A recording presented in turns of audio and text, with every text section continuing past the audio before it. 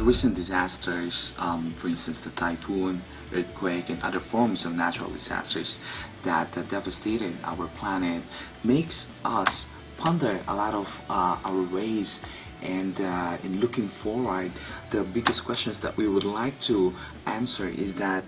is the end coming sooner?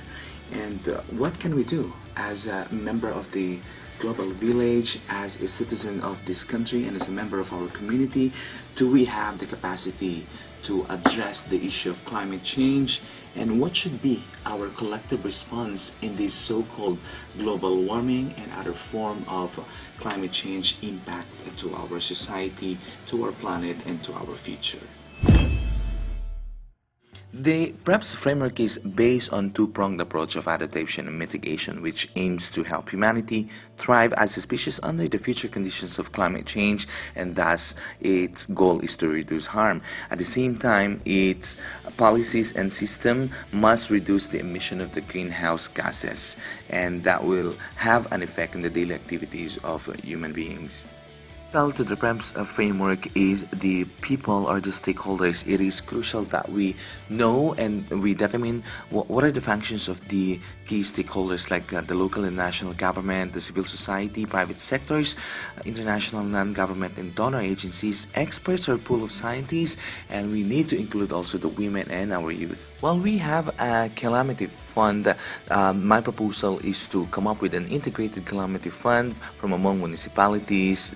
up to the provinces, and this fund must be activated at least days before the expected calamity to take place. This calamity fund should be used in the education or awareness building, at the same time in the construction of infrastructure and installation of technology needed to respond to the future challenges of our time. Third is the provision of the policies that promotes adaptation and mitigation mechanisms. We can have the land use plan and residential programs that will prevent people from establishing their houses or infrastructures that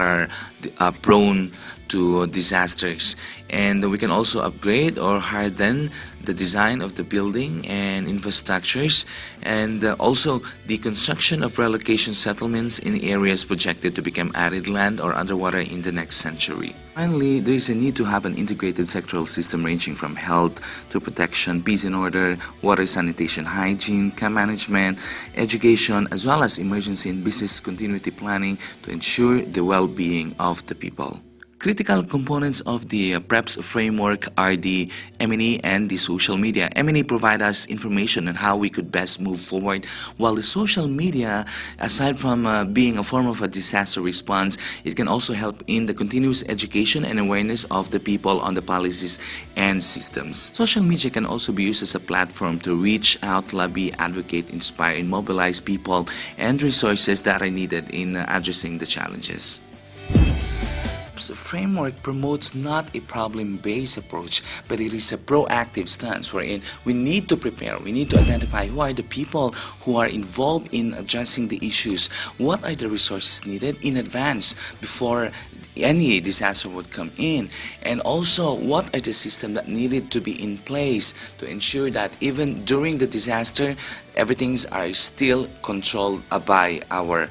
government and by the different stakeholders of our society. What is left for us now is to take the challenge of becoming proactive in involving ourselves in shaping our future for the next generation.